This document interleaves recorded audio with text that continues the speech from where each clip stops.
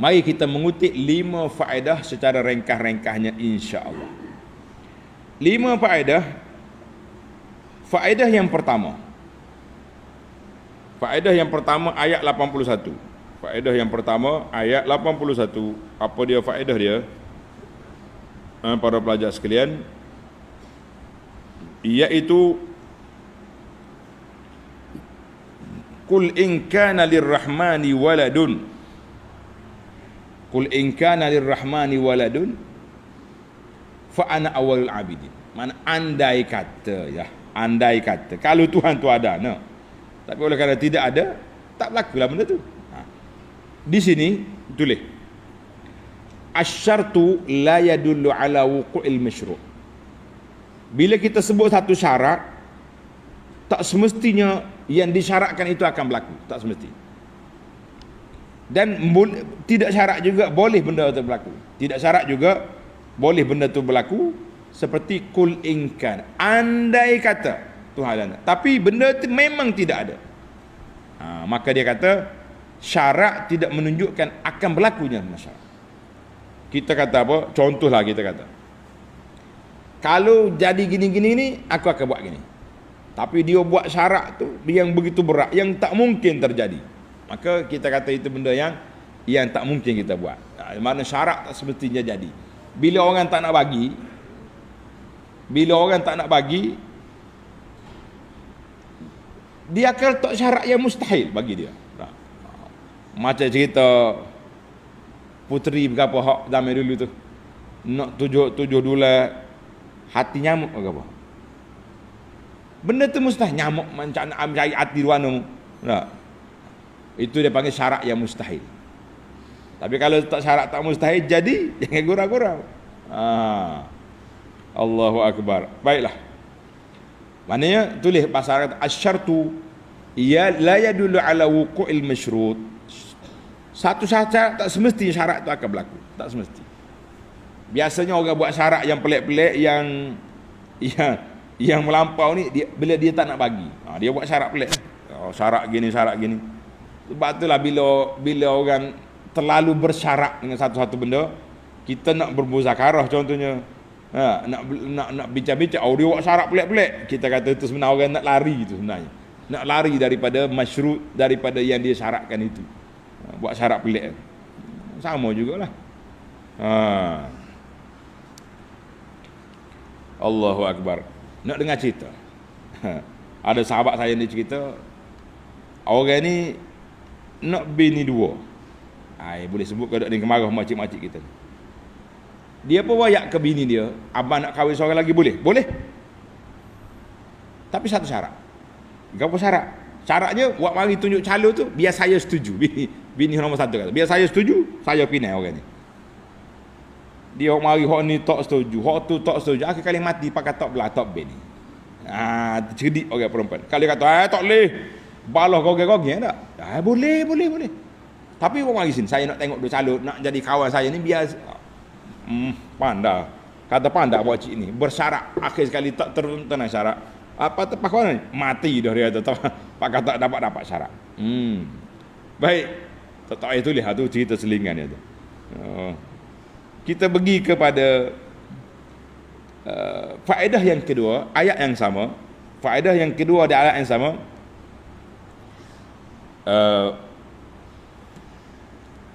Inna inkar wujudal walad, mengingkari kepahaman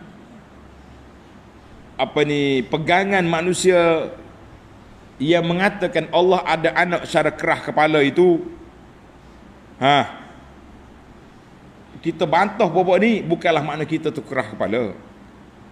Kita bantah mereka dengan dalil-dalil yang cukup mantap.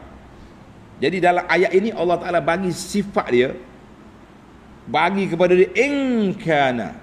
Dia kata kalau Tuhan ada, kalau ala iftirab, kalau betul-betul Tuhan ada anak, akulah orang sembuhnya. Jadi ataupun tak ada ayat kita kata minal mungkirin, mutuduh Tuhan ada anak, aku yang engkar. Jadi ayat ini bahawa mengengkari perbuatan yang salah, mengengkari perbuatan yang salah bukanlah menunjukkan kita tu ekstrim ataupun teroris, tidak. Ni kata, oh ustaz ni backing lah. Ada setengah orang ni dia suka membackingkan ustaz. Membackingkan ustaz. Ustaz ni backing ni.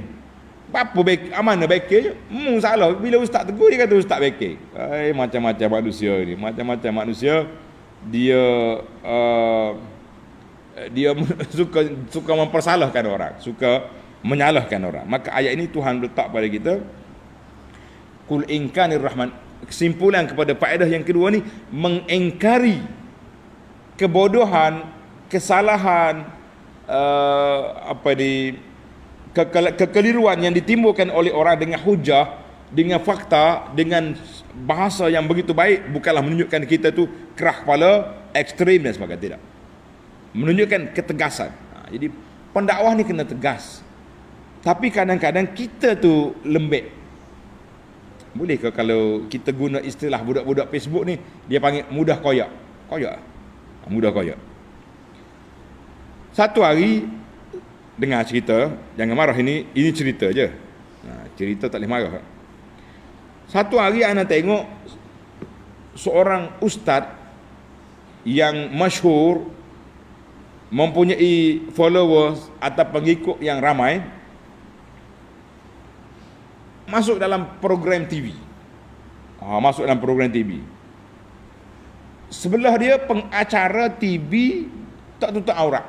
Pakai baju segerak, tuduh kepala pun tidak. Bila anda tengok, kebetulan dia tertengok, bukan nak tengok TV pun. Kita pun tulis, suruh dia panggil admin ke apa, tulis sikit nasihat kepada orang ramai bahawa para pendakwah mesti tegas. Kalau kita dijemput oleh orang, jemput sebagai panel, sebagai tetamu dalam program mana, cakaplah dengan pengacara, Mek, saya tak boleh duduk sini, nanti timbul fitnah. Orang tengok ustaz duduk sebelah pengacara yang tak tutup aurat. Pergi cari kain tudung sekejap pakai. Tak sini. Untuk menyelamatkan kritikan orang dan sebagainya. Rupa-rupanya bukan penegur tu diberi terima kasih kerana memperingatkan, tapi dimarah oleh orang, dimarah oleh ustaz itu. Dia kata, apa awak masuk campur hak kita? Kita nak pergi berdakwah. Kita kena bezakan para asatizah selebritiun wal fannanun, kita kena beza. Kalau kita dijemput, kita boleh pilih. Tapi andainya saya duduk berjalan, tiba-tiba mari wartawan, Encik, apa pandangan Encik kepada suatu isu yang berlaku sekarang ni? Takkan kita, pergi ambil kain tudung dulu pakai, aku nak jawab ni. Tak kena lah gitu. Ini spontan. Ini program dijemput dengan tarikh sekian, kita mintalah syarat kita. Aku boleh masuk program, tapi pengacara mesti tutup aurat. Lain, ingat baik. Maknanya kalau kita tegur, bukanlah makna kita tu teroris, bukan makna kita tu tak faham suasana, tak faham realiti. Menegur itu bagus. Allahu Akbar. Baik, jangan panjang-panjang di sini.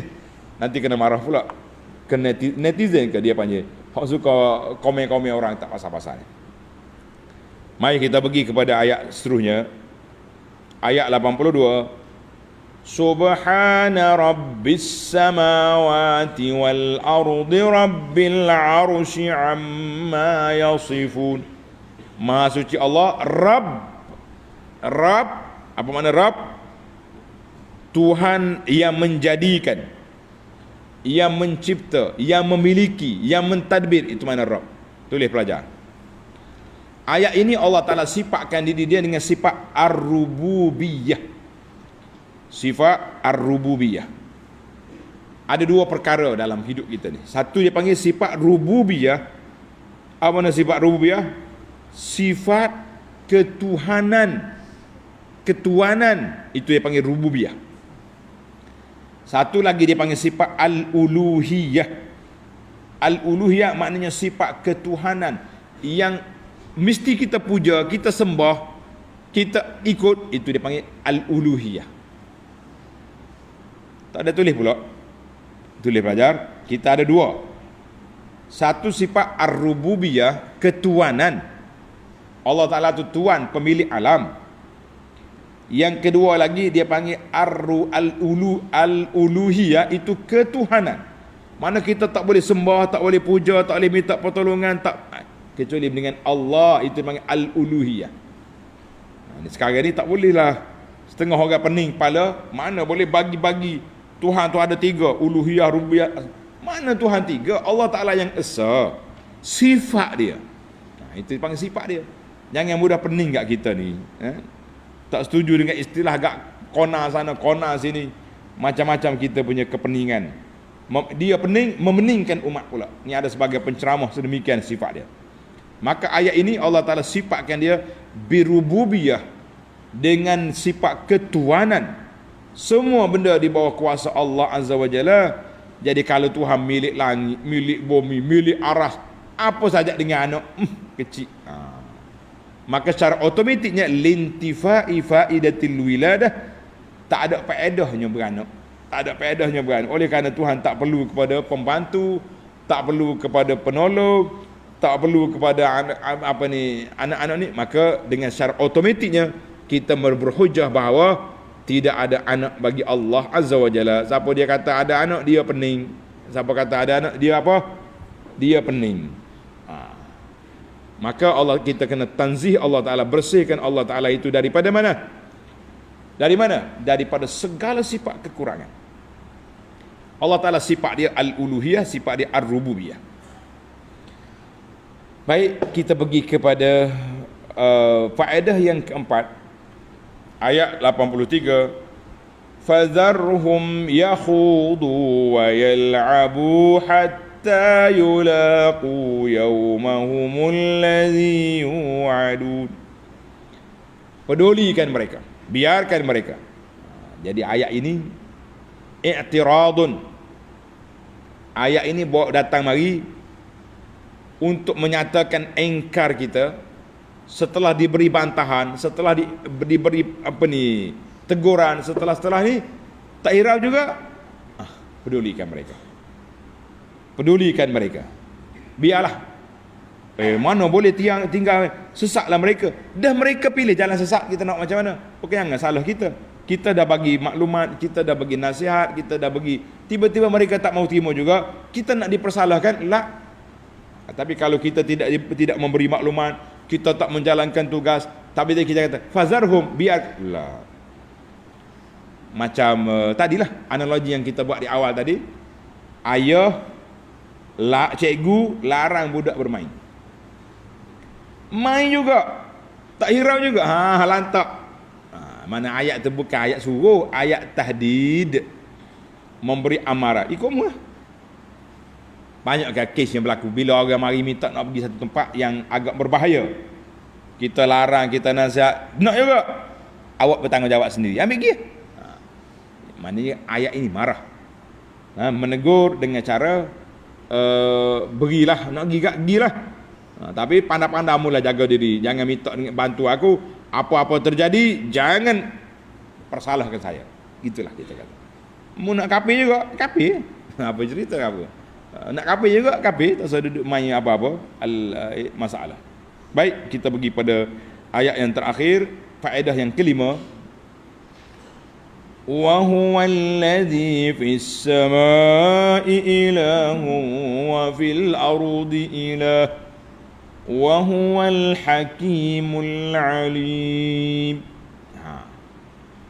Allah Ta'ala dialah Tuhan yang di langit, Tuhan yang di bumi, bukan ada sana ada sini, tidak. Bagi penduduk langit, penduduk bumi, Tuhan tu yang belaka. Tidak kata kami Tuhan langit, mu Tuhan bumi lain. Tuhan langit kata hari ni aku nak turunkan hujan lebat. Tuhan bumi kata jangan, orang nak kenduri banyak hari ni dah. Orang nak bewah ni. Kacau mu. Perai dua Tuhan ni, hancur dunia ni.